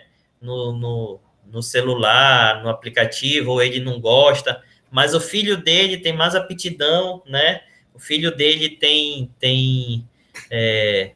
trabalha mais, vive mais com o celular na mão, então o filho dele pode acabar inserindo, né? Ajudando o pai dele a inserir essas informações no aplicativo. Mas com certeza a gente quer incluir essa parte da comunidade no trabalho, né? A parte social e também a parte de conhecimento local, né? De conhecimento ecológico local aí que é importante, né? Tradicional local. Beleza? Beleza. Existe sempre essa dificuldade, né, da gente quebrar essa barreira aí de academia com a comunidade, né? A gente aqui está um pouco mais fácil, porque se a gente tem o pessoal da engenharia de pesca, que às vezes, né, são de alguma comunidade, Isso. E aí fica mais tranquilo, porque faz essa ponte, né? Já que é filho da comunidade, já fica mais tranquilo, né? Quero até uma sugestão que eu lhe dar, né? Talvez não seja tão fácil aí, né? Ter alunos de vocês que estão nessas localidades, pela distância e tudo mais, né? Mas eu acho que essa ideia é essa, tentar encontrar pessoas, né? Que você mantenha esse contato mais direto, né? E aí, para quebrar essa barreira, porque só depois que eles verem que você quer fazer uma coisa boa e participativa, né, que com eles também, aí que você começa a quebrar essa barreira aí, né? Porque até então a gente também aqui tinha muita dificuldade nisso, né? De estar lá de novo perguntando a mesma coisa, é muito cansativo, e é formulário, e depois não vem nada, então, né, a gente já conseguiu, e assim, também com a Secretaria de Pesca aqui em Bragança, né, que ajuda muito a gente conseguiu, né, tá conseguindo quebrar essa barreira aí que foi criada, né, mas vamos nessa. Mais algum questionamento? Eu vejo, só complementando, professor, eu vejo que uma ideia que eu já tive, que pode ser encaminhar nesse sentido também, é a troca, né, de serviços por informações, né? Vamos dizer assim, você quer tirar a sua habilitação para piloto, tá? O ICMBio, ele pode intermediar, pode articular, né, um curso, por exemplo, para que o pescador tire a sua habilitação de piloto. Mas, né, para ele participar desse curso, ele tem que se comprometer a repassar devidas ou algumas informações sobre os trabalhos que a gente está pesquisando, né? Ou um outro tipo de serviço, por exemplo, também, vai tirar a carteira de identidade. Então, eu não sei até do ponto de vista legal, né, se isso pode ser feito, mas é uma ideia que eu tive, né? Troca de serviço por informações. E outra aprendizado que eu tive aqui é assim, a gente tem que voltar lá e mostrar o que a gente coletou, né? Que é outra sugestão que eu dou para você, né? Você tem dados de 2017 até agora, né? Aí, obviamente, você tem que transformar numa linguagem acessível a eles, né? Mas que você retorne e diga, olha, a gente observou isso, através das coletas que a gente fez, que vocês nos ajudaram, papapá. Isso cria também esse vínculo, né? Porque, além de eu pegar a informação, eu estou devolvendo, analisando e devolvendo o que eu coletei. Então, isso também, eles se sentem, né, representados. Isso é muito importante. A gente faz nas reuniões do conselho, né? Do conselho consultivo, né? De Maracajipioca. Só que a participação, assim, da comunidade, dentro da massa da comunidade, né? Grão em grão, vai de grão em grão. A gente quer que tenha um ou dois que consiga multiplicar, né? Essas coisas aí pra gente. Isso. Beleza? Mais alguém, pessoal? Ou a gente já pode liberar o Márcio? Já está na hora do almoço, já passou da hora do almoço. Tá desligado aí, Dudu. Liguei agora. Então, sextou. Sextou, né? Partiu. Então, Márcio. Valeu, galera. Obrigado. Estou à disposição aí, precisando, a gente está aqui. Só me chamar. Beleza, Márcio. A gente agradece, né? Era um dos objetivos também, era esse incentivo ao pessoal que está terminando agora, né, dessa turma, né? E o seu depoimento também em relação a isso foi bem importante, né? Que você falou das dificuldades e de coisas que você achava que você não ia fazer e acabou fazendo e enfrentando, né? E é isso realmente que acontece com a maioria dos que se formam, né? Mas a questão é essa, a gente tem que enfrentar, a gente não pode ficar parado, né? E como a Rosália falou um pouquinho na palestra dela também isso, né? De que a gente tem que enfrentar e que não é essa história, não tem emprego e ficar, não tem emprego, eu não vou fazer nada, né? Pode ficar esperando, né? Isso, a gente tem que criar as oportunidades também, não cai do céu, né? Nada cai do céu. Então, muito obrigado por isso também, pelo seu incentivo aí, suas palavras de egresso nosso aqui, que também é um orgulho para a gente, né? Incentivando aí o pessoal. Daqui a pouquinho, um mês, no máximo, já está aí se formando, né, colando grau. Obrigadão. Valeu, galera. Um abraço, bom dia aí para todo mundo. Valeu, Márcio. Bom dia, pessoal. Só um instantinho, pessoal, só para a gente finalizar.